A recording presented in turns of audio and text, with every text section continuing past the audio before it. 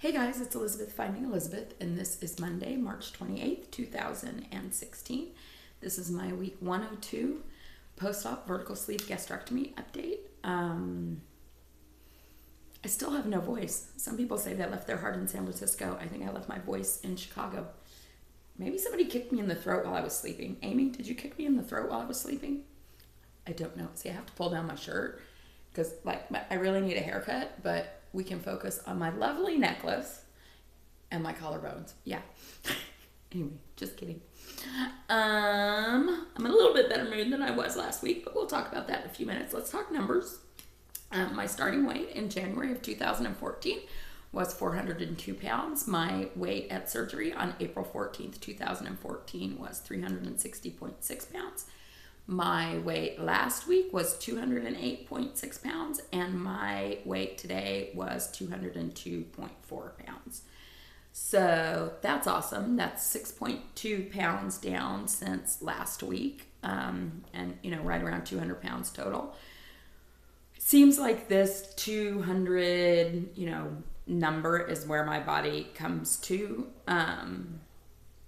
generally. So we'll see now that I've made some changes if I'm going to be able to get below that. That's my hope, to hit a goal of 175 pounds. So some of the numbers that I like to track are how much weight I've lost in the last year and the last month, because I think it sort of keeps me accountable and aware of what's going on with my body. So in the last year, I have lost 21 pounds, and in the last month, I've lost half a pound. But hey, it's a loss, right? That's good. It's not a gain. It's a loss. So I'm okay with that. I have 27.4 pounds to go to goal, and my countdown to Nashville goal was 189 pounds, so that's 13.4. Yeah, I don't know. How many weeks till Nashville? Probably, unless I have another week like this, not enough to lose 13.4 pounds, but that's okay. So last week in my video, I said that I was going to make some changes in my routine, which I did very successfully, as you can tell by the 6.2 pound weight loss. What did I change up? I started moving my body again 5 days a week. Brandon, my trainer, had to change his schedule for a period of time, and that's going to be going on for a couple more weeks, and it's really screwed with my ability to get there, because now the days, and it's not his fault, he asked me about it first and I said it was okay, but I had forgotten at the time that I have a standing conference call at 8 o'clock on Tuesdays and Thursdays, and it's just too hard for me to leave the gym at 7:30, get back at my house at 8 o'clock and get right on the phone. So I had not been in 3 weeks until Saturday, and I probably will only be going once a week until the schedule changes back. But in the interim, I have started walking and moving my body. I moved my body 5 times a week last week, and it feels amazing. I've been walking on the beach. I know you guys know before I moved, I used to walk to the beach, but the majority of my walk was the walk from my house to the beach, which was like about a little over a mile. Now I live a little too far away from the beach to walk to the beach without just like walking there and turning around and coming back. So I drive to the beach and then walk on the beach 2 miles. So it is good for my soul to do that. In fact, I did it this morning early because I didn't know that I was going to have time this afternoon to do it. But you know what? I think I'm going to go do it again after I'm done with this video, because this morning it was cloudy and sprinkly, and today, right now, it's really gorgeous outside. Do you want to see? Let me see if I can show you. Do you want to see how gorgeous it is outside? It's really gorgeous outside. I also want to show you guys something else about the beach. So this part of the beach, separate from where I lived before, was really close to like the main street and the pier and where a lot of people are. Where I am now is much less traveled. So there's a lot fewer people down there. Sometimes when I go, I don't see anyone at all, which is sort of crazy considering where I live. But I've started collecting shells there. And this is just, see the shells I've collected just since last week. I love it.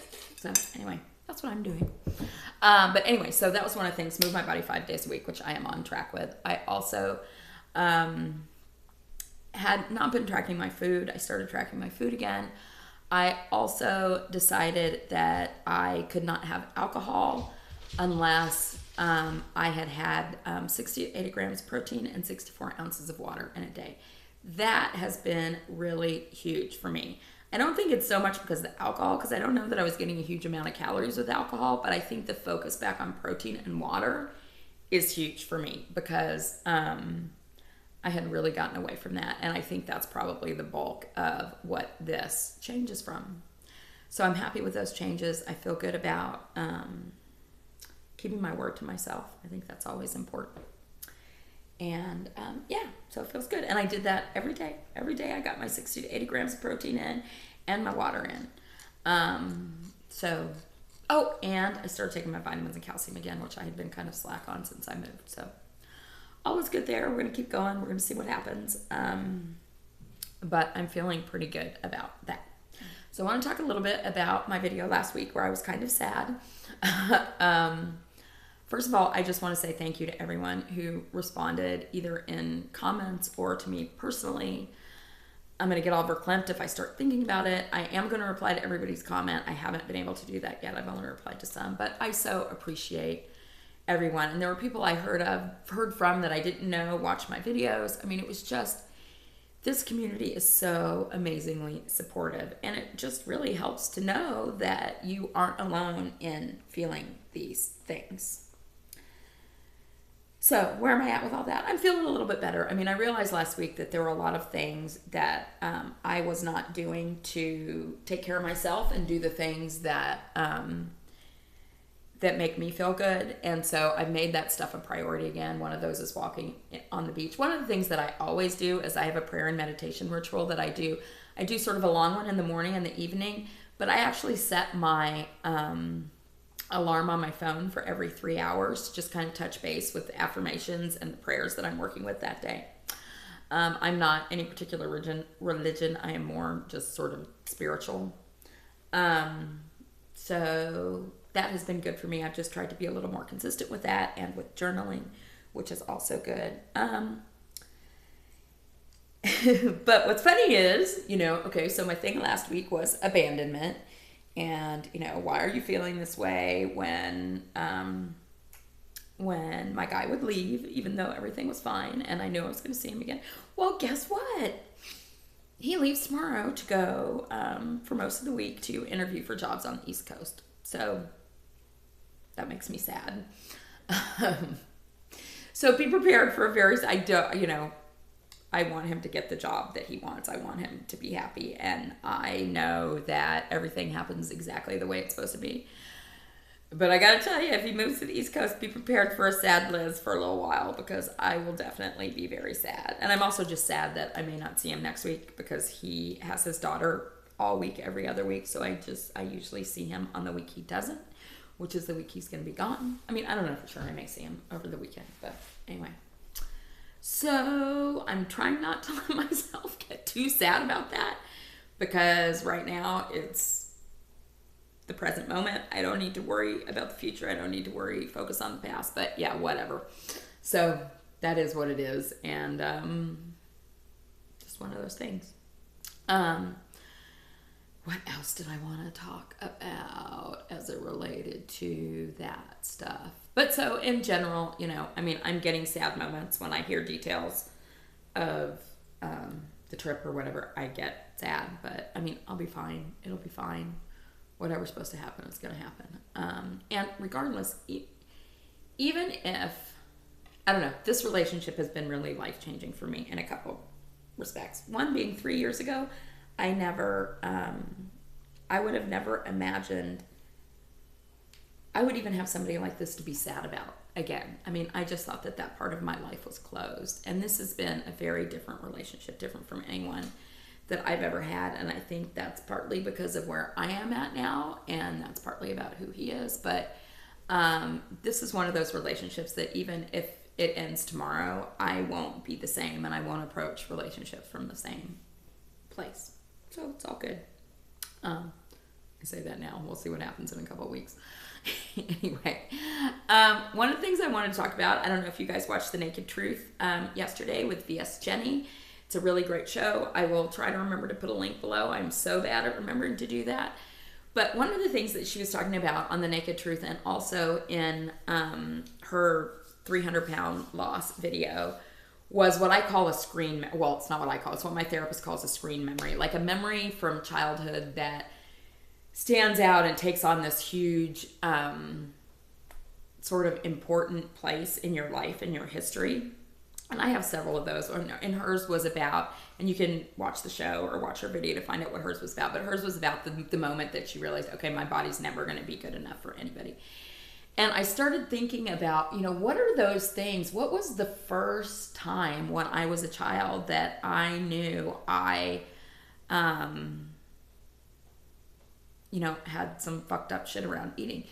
Because I think I was pretty normal weight. I mean, I look back at pictures. I was pretty normal weight till we moved to California, which was when I was in was right before first grade.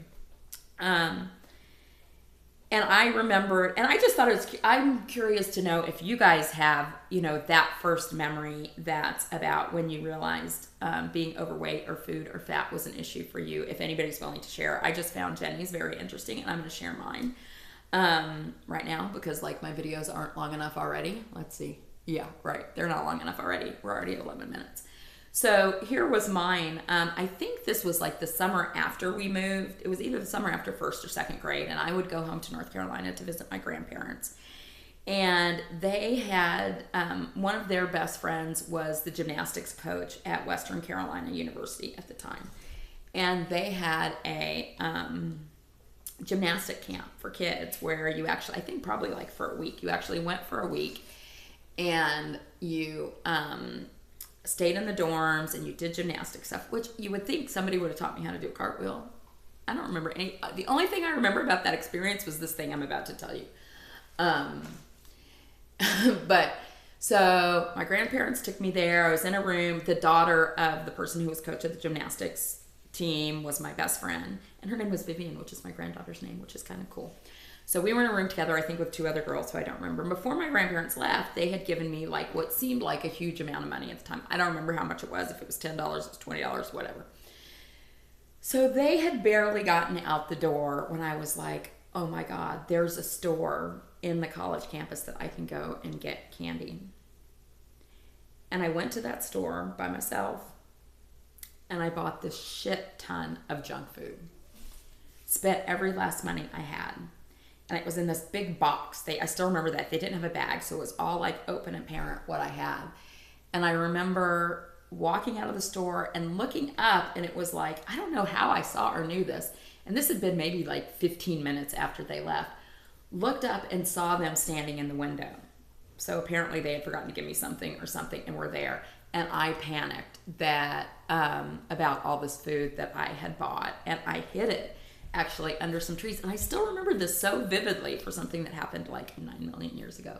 But anyway, and I had such shame coming up and lying, and they're like, where were you? And I'm like, oh, I was taking a walk or whatever.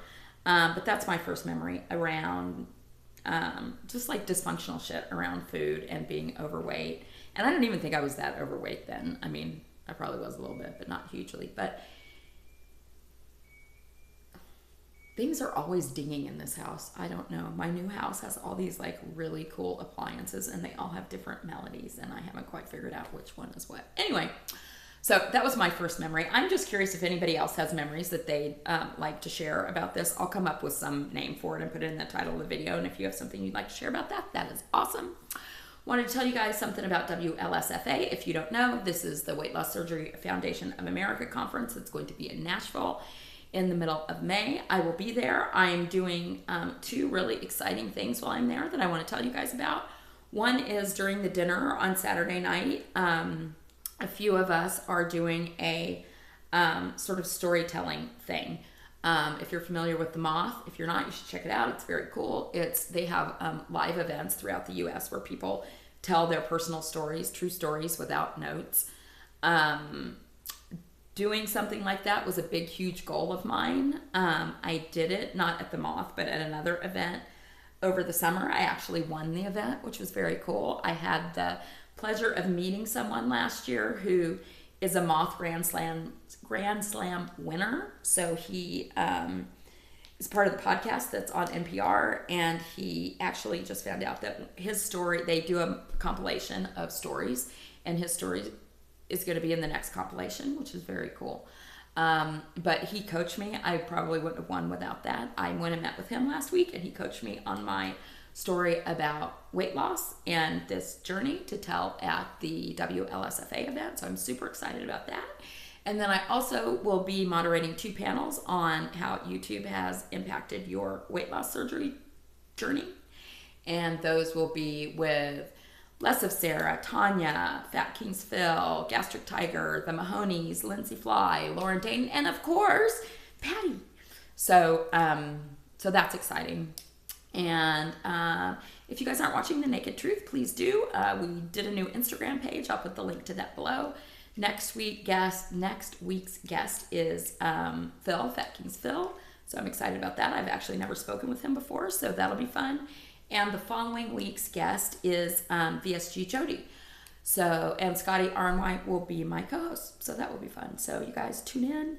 There was something else I wanted to say, and now I can't remember what it was. Okay, I don't remember. Anyway, have a great week, you guys. I will see you on Sunday on The Naked Truth. All right, talk to you later. Bye.